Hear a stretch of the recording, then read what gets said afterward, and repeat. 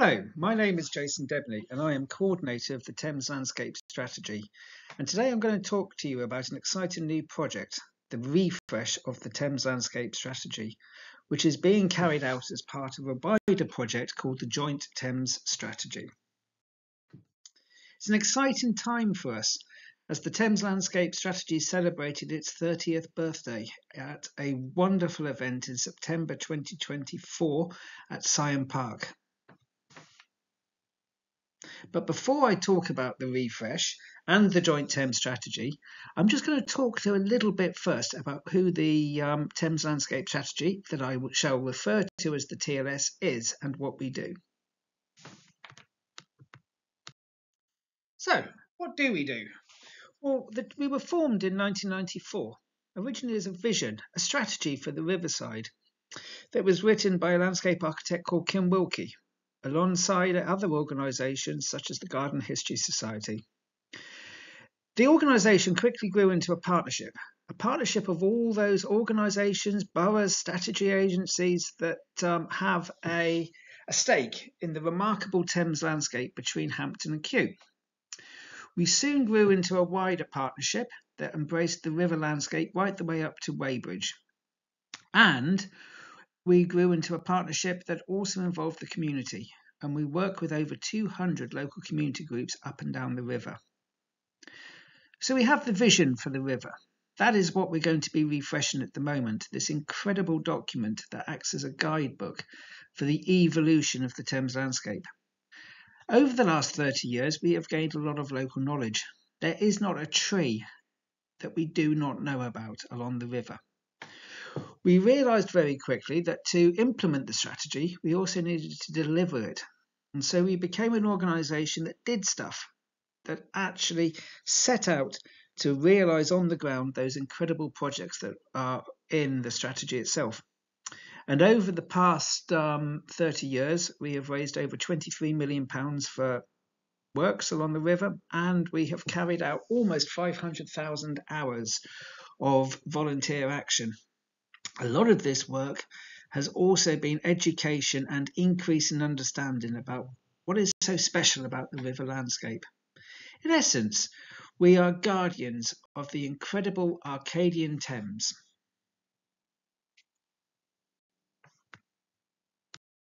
We last reviewed the Thames Landscape Strategy in 2012. So why do we need to do it again?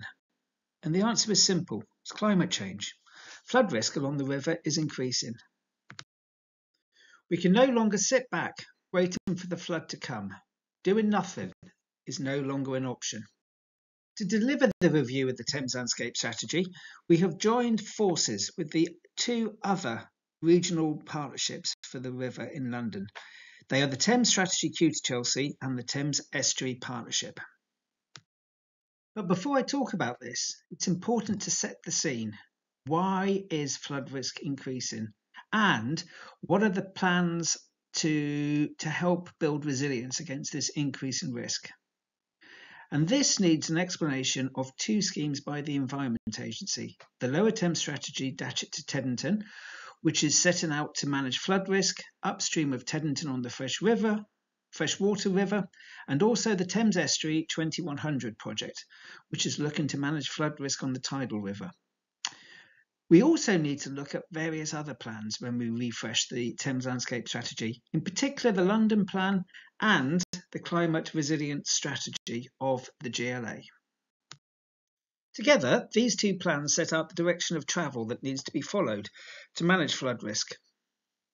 They have some pretty interesting information in them. For example, peak fluvial flow coming across Teddington Weir may increase by up to 40% over the coming decades.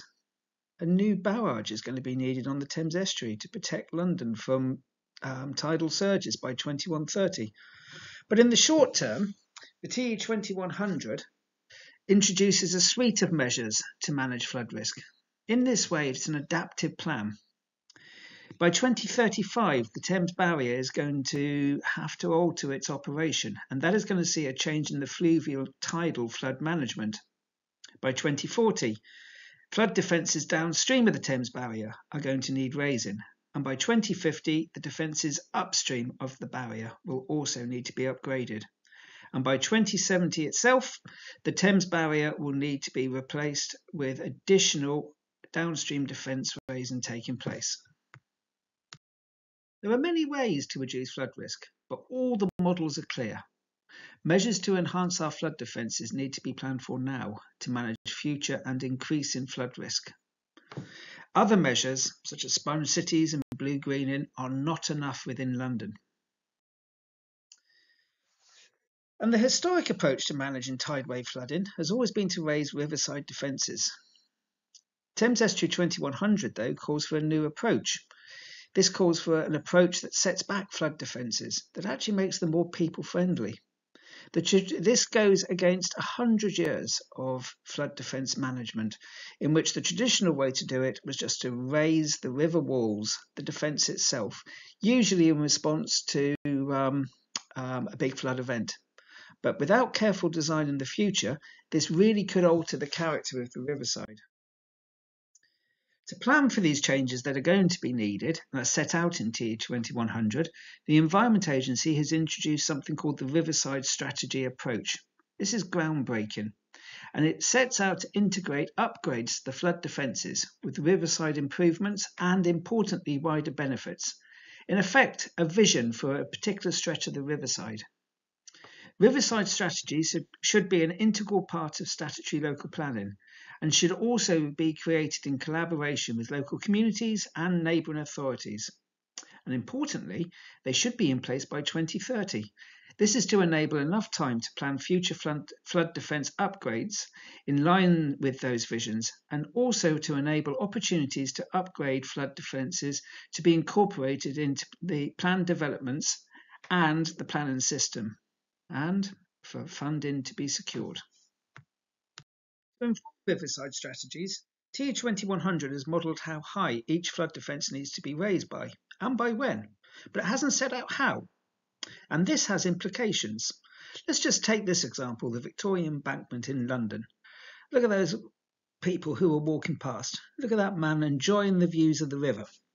But how high does that flood defence need to be raised by? And we know that. It's up to a metre throughout the coming century. And how is that going to affect the way that the landscape and the river interact? Let's just look at this fancy graphic, which shows how high the flood defence will be when it is raised up by a metre. That poor chap who was looking at the river can no longer see it.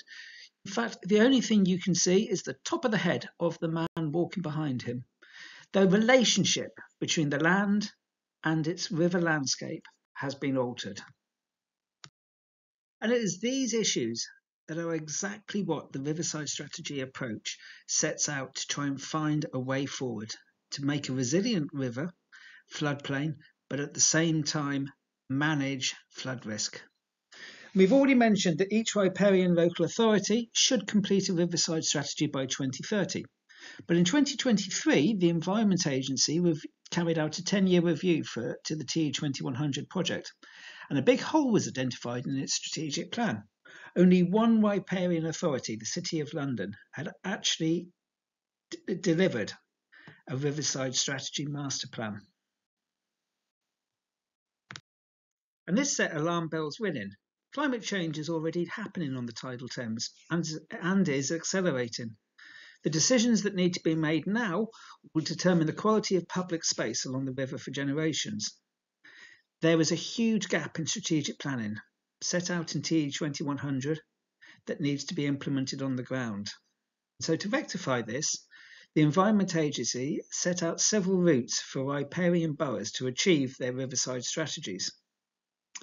Their recommended route, however, is that riverside strategies should be delivered through a new project called the Joint Thames Strategy, of which the refresh of the Thames Landscape Strategy is part of. The Joint Thames Strategy will see the refresh or the creation of 5 strategic master plans for the river. They are the Thames Landscape Strategy, Weybridge, Hampton and Kew, the Thames Strategy Kew to Chelsea, and the Thames Strategy East from Tower Bridge down to Shoeburyness.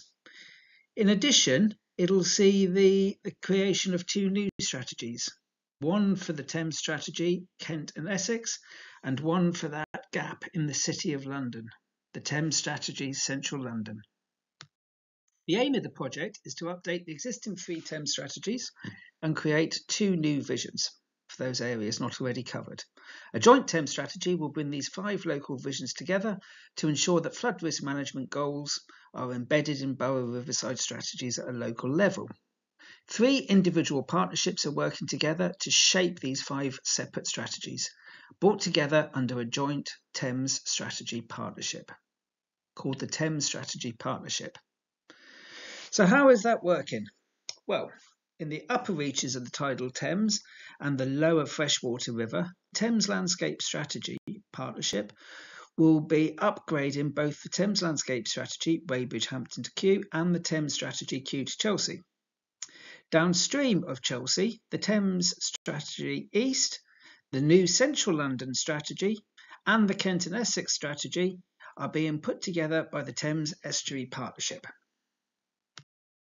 In this way, the different ways of working between each of the 5 strategies can be respected, whilst at the same time delivering an integrated vision for climate adaptation along the whole of the Thames from Surrey to the sea.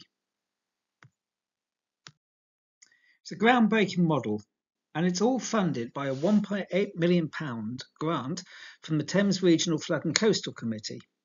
The London Borough of Richmond upon Thames, as a lead local flood authority, are acting as the responsible authority on behalf of the Thames Strategy Partnership. We have just entered phase 2 of the project, having put the business case development together between April 2023 and July 2024. We are now in the project implementation stage, which started back in July and will run till June 2027. Let's just recap on this. The Thames Strategy Partnership are the group of organisations that are delivering the joint Thames strategy, and they are the Thames Landscape Strategy, the Thames Strategy Kew to Chelsea, and the Thames Estuary Partnership, whilst the joint Thames strategy is the sum of the Thames Landscape Strategy, Thames Strategy Kew to Chelsea, the Central London Strategy, the Thames Strategy East, and the Thames Estuary Strategy for Kent and Essex. It's a lot of strategies, I know. And here's the team that's been brought together to deliver that, alongside the patron of the Thames Landscape Strategy, Sir David Attenborough. The rest of the talk, though, I'm going to focus on the update of the Thames Landscape Strategy and the Thames Strategy Kew to Chelsea, so that we can deliver a vision for that remarkable reach of the Thames that sees Arcadia turning into the great metropolis downstream in the City of London. We're working with our great friends, the West London River Group and the Thames Strategy Kew to Chelsea Partnership, to achieve this. So what are the stages of delivery? Well, the first stage is calling the guiding principles, and this is a review of policy and also a checklist of the outputs that we need to deliver against. We need to ensure that all the factors that have to be accounted for have been identified, and we also have to ensure that we know what policy we need to work with, including the status.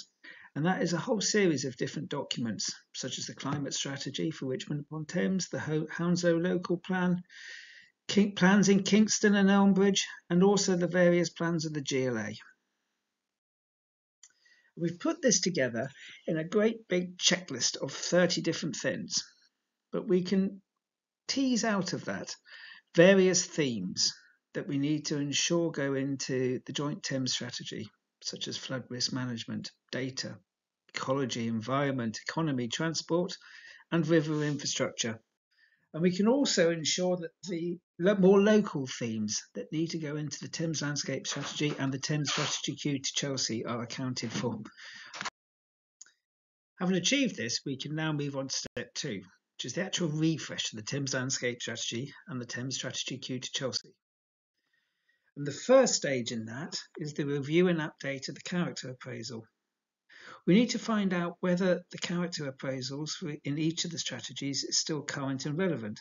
How has the landscape changed since they were written in 2002? and in the case of the Thames Landscape Strategy, 2012, when we last updated it. But when we carry this out, we always need to keep at the back of our mind the 30 guiding principles that form the checklist of all those matters that need to be considered.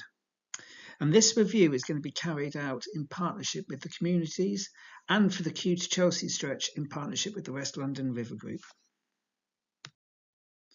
The update of the character appraisal will include both a refresh of the general characteristics that both the strategies contain, but it will also include a much more in-depth character assessment of the 20 local reaches that form both the Thames Landscape Strategy and the Thames Strategy Kew to Chelsea. What is most important, though, when we do this is that the refresh must ensure that the spirit of each strategy is retained. In Kew to Chelsea, for example, the integrity of the wooded towpath. And in the Thames Landscape Strategy, that wonderful Arcadian landscape and the way that it was created. An incredible Arcadia in the city, a playground for London, yet is remarkable in the fact that it is located in the largest metropolis in Europe. And that vision that the Thames Landscape Strategy first proposed, that remarkable thing that Kim Wilkie managed to put in a strategic planning document, can be embedded here. If we take Richmond Riverside, for example, the Thames Landscape Strategy has all sorts of guidance about how to attain the character.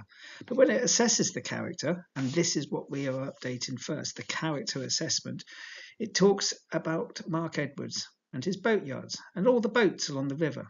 And it is that which the Thames Landscape Strategy said was the most special thing about Richmond Riverside. And it was able to encapsulate that into a piece of strategic planning guidance.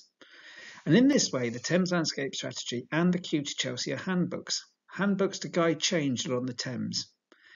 They are a link between the authorities, the community and the river. We must always remember when we're carrying this out that landscape is felt in the heart and not just seen in the eye. We are currently undertaking the character appraisal updates, which means we are in step 3. It is anticipated that this will be completed by early summer 2025. At the same time, however, we've also chosen 3 trial areas to inform how subsequent stages in the refresh process should proceed. These places are Richmond Riverside, Sunby Riverside and Cheney Walk. The next stage in the refresh will be understanding future flood risk. This is all about data gathering. We need to find out how high flood defences need to be raised by. And this shows the flood risk map for an area of Kew. The blue areas are the flood zones, and the orange line, gold line, is the flood defence itself. You can see that throughout much of this area, the flood defence follows the line of the river pretty closely, either along the exact edge of the river or in a wall just beyond the river, such as here, the Kew Garden stretch. This wall on top of the towpath actually forms the flood defence. This data, this information about how high flood defences need to be raised by and when, including all the other relevant information such as condition, ownership and responsibilities concerning the flood defences, will be given to us by the Environment Agency. The TE2100 team is collating all that data. This is important because it means that the update of the strategies can be carried out based on the science, on the latest information that the Environment Agency has. As we move further upstream, and this shows the stretch of Riverside as it moves from Kew Gardens towards the old deer park with Brentford on the other side of the river, the flood defences start to move inland and they no longer follow the actual line of the river. If we take this example here, this is the Kew Gardens Ferry Road flood defence. We can see it running alongside the towpath there, but you can see it suddenly ends. And at this point, the flood defence stops being a wall as such, and it becomes a contour line that then moves back and into the landscape itself. And that allows for the character of the river landscape to change. Upstream of Kew Gardens, the wall along the river facilitates access along the Thames path, slowly gets lower and lower and lower. And it also means that huge areas of landscape are floodplain, functioning floodplain, where the flood defence is this contour line within the parks and gardens. And we can see that here, the old deer park, where the flood defence itself is right on inland. So it must be 400-500 metres away from the river. And in many other areas, the flood defence is at individual property level, such as here along Chomley Walk in Richmond.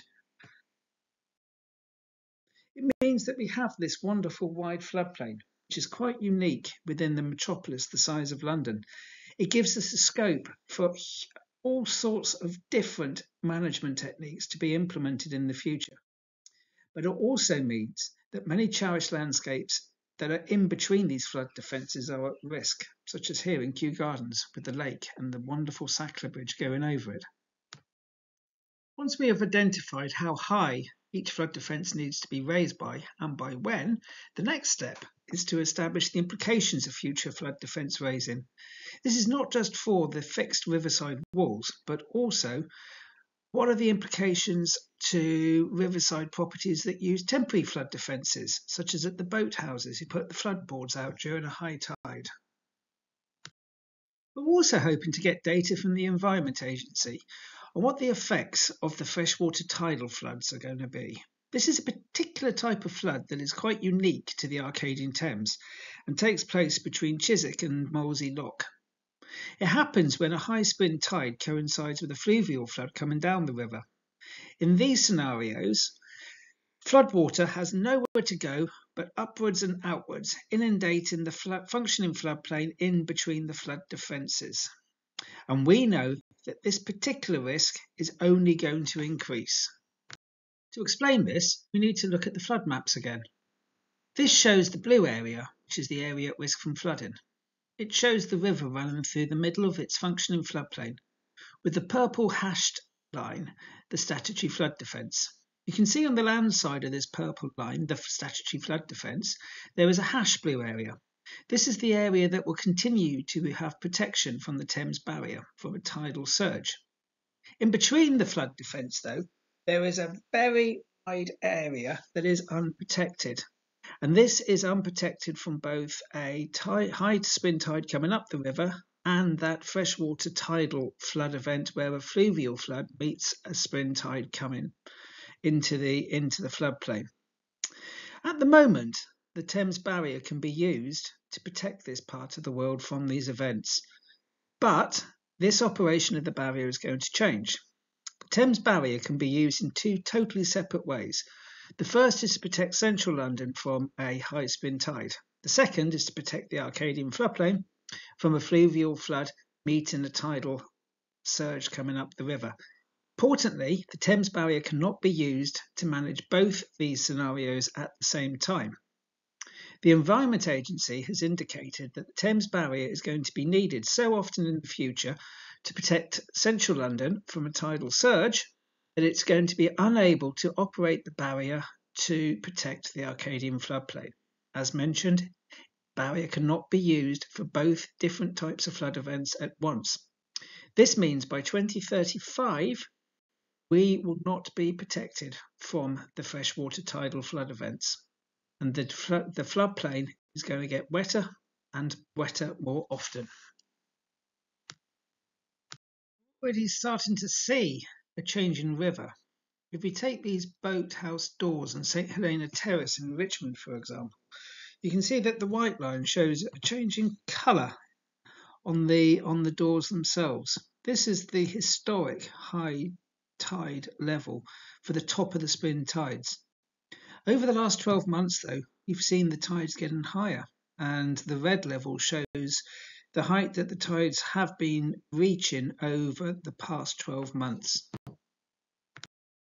Until we get the data from the Environment Agency, however, it is impossible to say with any certainty what the implications of these are going to be and how we can put the multiple benefits in place to build a resilient floodplain.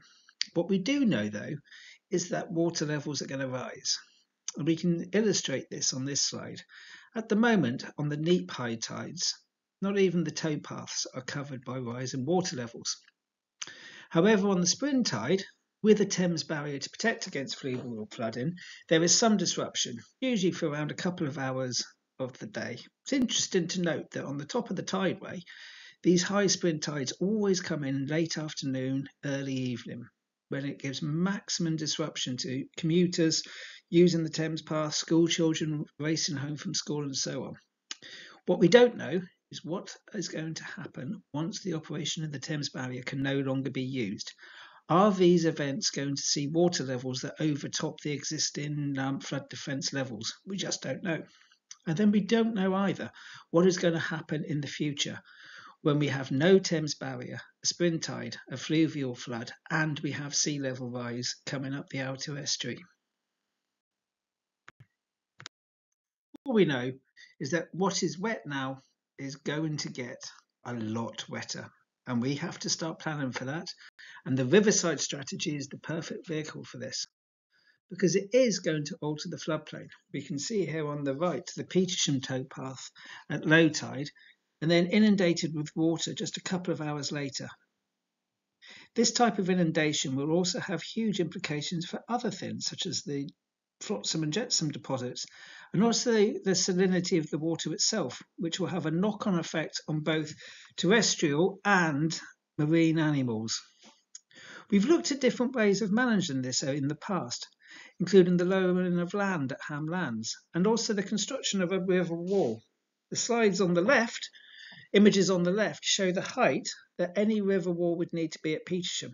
I hope you agree that both these scenarios have been discounted, and a new way has to be found to manage this type of flood.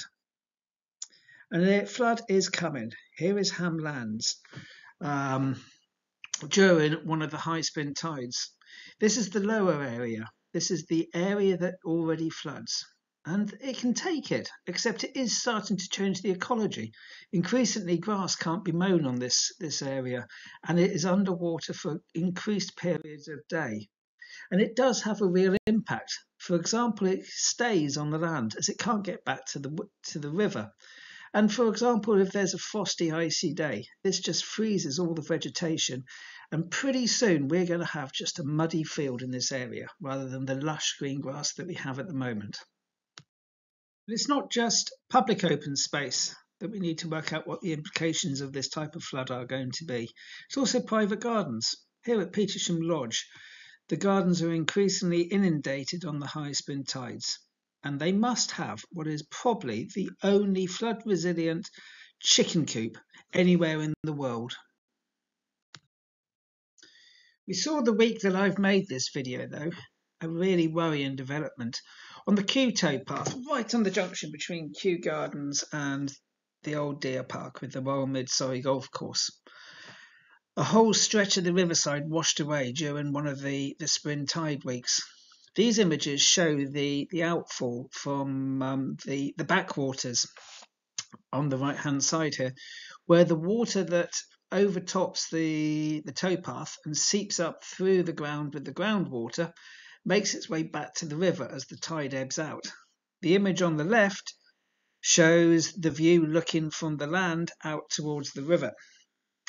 But you'll see what happened, and for some reason, and we don't know why yet, this failed to work, and a whole section of the Thames path was washed away, about 12 metres of it at the moment. This is a scenario that could become much more common in the future if we do not work out what the implications of rising water levels and increased flood risk are, and ways to manage it. We really do need a different approach to managing the floodplain. And this is going to involve some difficult decisions, as we need to rethink the purpose of our floodplains. We need to make them resilient to climate change. We need to have an adaptive response to flood management. But there is a problem in this. So many of our floodplains have been managed for as long as most people can remember as a dry habitat rather than a wet place. If they are going to flood again, when they flood again during these events, they are going to turn from being a dry habitat to a wet environment. And landscapes that people cherish and landscapes that people have got used to for most of their lives are going to change, and this is going to happen within the next decade. This is the type of event that we need to plan for. And this will see the next step in the refresh of the Thames Landscape Strategy. It's actually writing the Riverside Strategy, the Riverside guidance that comes from the updated character appraisal and from establishing what the implications of flood defence raising and rising water levels within the floodplain are going to be. We need to put down on paper within the strategy the potential multiple benefits that can go forward to the Riverside Strategy. This, in effect, is embedding the Riverside Strategy approach within the Refresh Thames Strategy. And there are 10 factors that the Environment Agency has said that we have to account for, such as enabling people to have uninterrupted access to the riverside and with views to the river. Measures that will continue the use of the Thames Path, the conservation of heritage and historic landscapes, the redesign in defences so that upgrades will improve local character and make it greener, whilst identifying the land that will be required for future defence improvements, and providing space for new habitats and access to the river for wildlife, and engaging with neighbouring sites and authorities to ensure that the flood defence line is continuous. To explore this in more detail, what are the certain things that we have to put in our Riverside Strategy? Well, it would be good to identify a future direction setting out how existing flood defences will be raised. We want to avoid just slapping a bit of concrete on the top of the existing defences. We want future flood defences which are actually in keeping with the character of their riverside.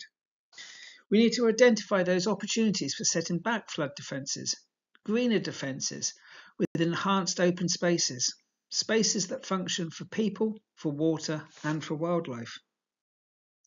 We also need to look at how community resilience can be built into both properties and emergency planning.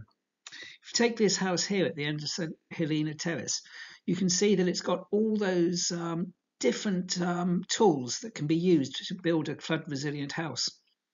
It's got the snorkels on vents.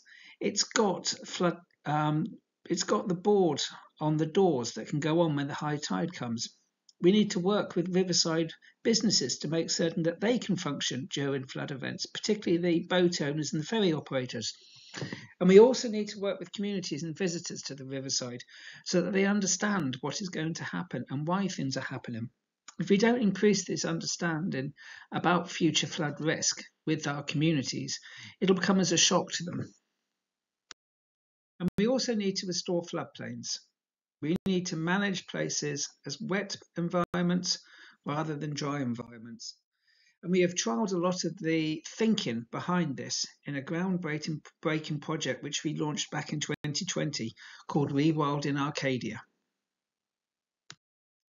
And to illustrate how Rewild in Arcadia could happen, I'm going to use the example of the Old Deer Park, which is a huge potential freshwater tidal habitat between Kew Gardens and Richmond. It is an area of particular threat from climate change. It is an area where the freshwater tidal flood events could inundate huge areas of public open space and the nearby Royal Mid-Surrey Golf Course. Since we got the funding to start looking at the work with Rewild in Arcadia, we have prioritised this space and we have carried out all sorts of surveys, such as a community citizen science project to look at the hydrology of the area. We've carried out historic research. We've looked at the ecology of the area. We've established constraints and opportunities. Would flood resilient floodplain look? Well, at the moment, you can see that it's managed primarily just as amenity grassland, a dry place in an area that should be a wet place. We need to create this future flood resilient landscape that could look something like this.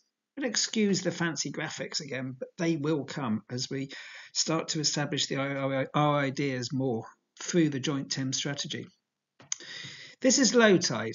You can see that it's got all those different features that a future flood resilient landscape has.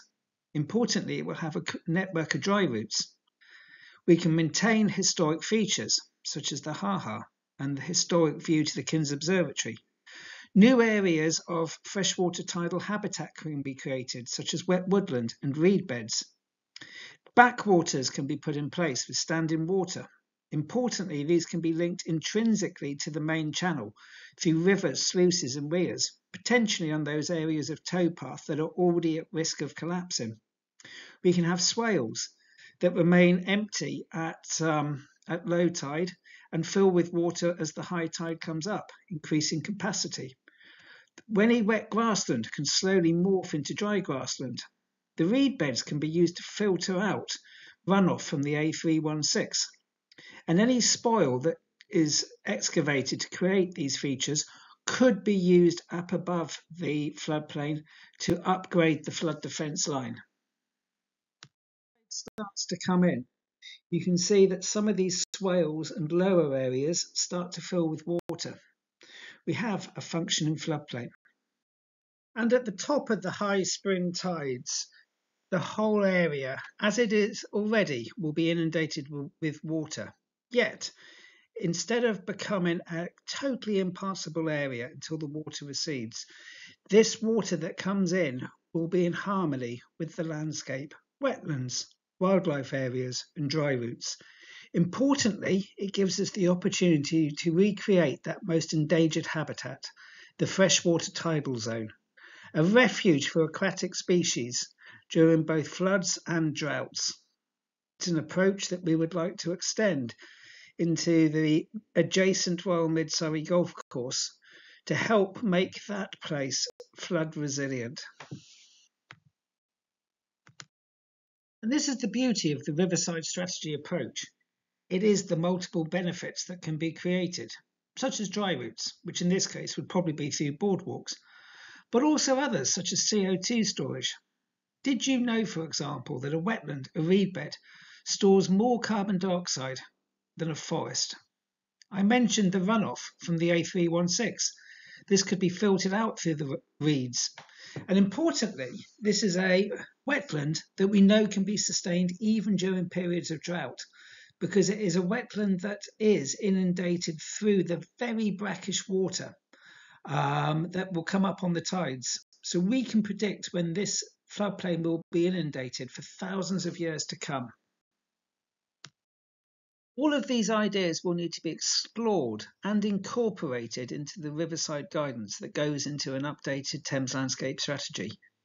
And what really makes my heart sing is that the spirit of the Thames landscape strategy will be maintained and delivered in bucket loads. And that is that communities will be involved in both the implementation of these plans and in the future management of any resilient floodplains.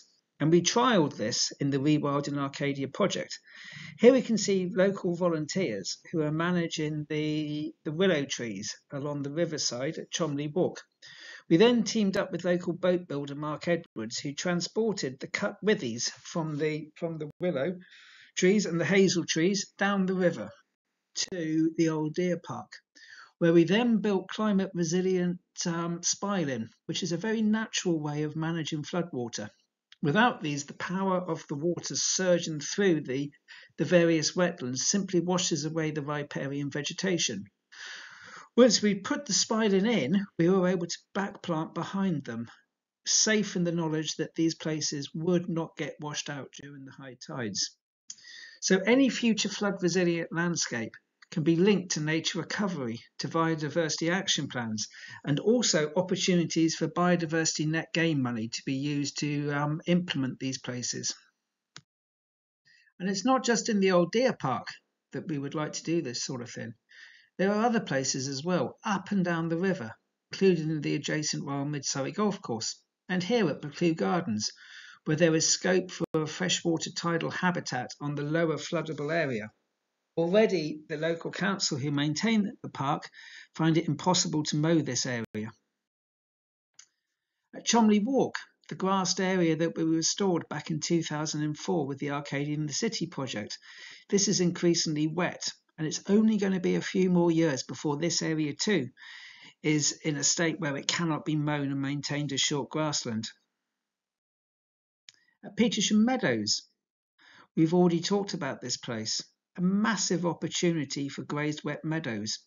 It's going to happen because the floodwater is soon going to overtop the low river wall there and seep up through the groundwater.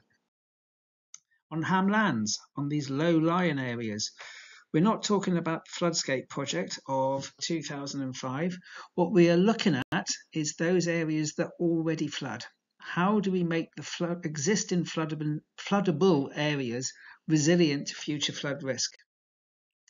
At Chiswick Mall in the London Borough of Hounslow, how can we increase the resilience and use of these areas during flooding?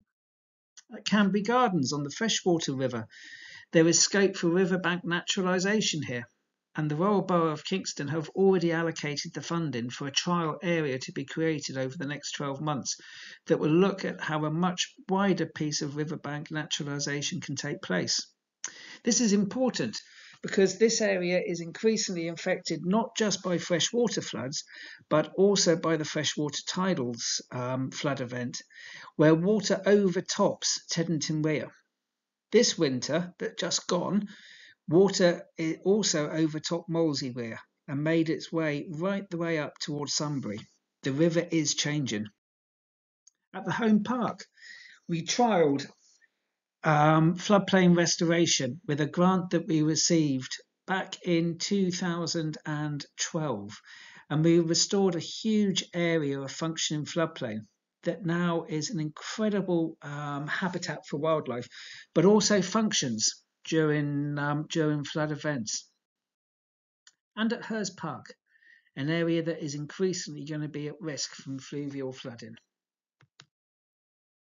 The refresh of the strategy also provides an opportunity to look at long-term management solutions. And one of the things that we have always held dear for the future is the idea of a floating herd. Nothing manages these wetland grassland areas better than cattle, and we can use lighters to manage the area, and we can carry cattle, as they still do in huge parts of the Netherlands, on the freshwater tidal flood meadows, up and down the river from different fields, using the river to power the boats. So we've established all that in previous steps. Step 7 is to bring this all together into an updated Thames strategy queue to Chelsea and an updated Thames landscape strategy. We hope that this will happen and be completed by mid-2027. Step 8 is then to incorporate what we have in the Thames landscape strategy and the Thames strategy queue to Chelsea with the findings that are also in the Thames strategy East, the Central strategy and the Kent and Essex strategy into a joint Thames strategy that will look at the combined themes, the joint themes that are relevant across the estuary from Surrey through to the sea. Step 9 is to get these individual strategies and the joint Thames strategy incorporated into local plans. With step 10, hopefully a riverside strategy for each riparian borough. This could be through a creation of their own riverside strategies, or it could be policies within their local plans that link directly to, for example, the Thames landscape strategy. And the future, this will all be to do with implementation. How do we fund these changes that are going to happen? Monitoring of the strategy and review, so that the joint Thames strategy always remains current and relevant. Thames landscape strategy have been guardians of the Arcadian Thames for 30 years now, and we hope that this continues into the future. We're looking to the review of the Thames landscape strategy to cement some of the ideas into policy for the first time, to ensure that the character of the landscape set out in the strategy and so cherished by local people is conserved and sustained into the future. We're a small team, but we're a passionate team, and we're a team with groundbreaking ideas that we can bring forward to the review of the Thames landscape strategy, and when we assist the West London River Group with the update of the queue to Chelsea strategy. Importantly, we work within a partnership of local authorities. Within the TLS area, that's 5 local planning authorities, and a whole host of statutory agencies, communities, and landowners. But nobody puts it better than our patron Sir David Attenborough, so we'll let him finish this presentation. Climate change, however, is starting to alter the River Thames. Every day we stand by and do nothing is a day wasted. We must use the opportunity offered by rewilding Arcadia to create an environment that is in harmony with nature rather than fighting it. If we don't act now, it'll be too late. Our motivation should be hope, not fear of change. We can conserve and enhance the unique heritage, wildlife and recreational opportunities that this most special stretch of the river offers. I have watched the Thames landscape strategy grow and flourish. I've seen how they have transformed the landscape. I now look forward to their next phase as they update the 1994 Kim Wilkie strategy to incorporate the groundbreaking aspirations of rewilding Arcadia. What is proposed is remarkable, considering that this floodplain sits within the largest urban area in the United Kingdom. It offers a real opportunity to restore the lost floodplain, to reconnect people with the natural world, whilst delivering so many other benefits at the same time. By acting now, we can plan for the changes that will be needed whilst conserving the character of the Arcadian Thames that we all cherish. Thank you for listening.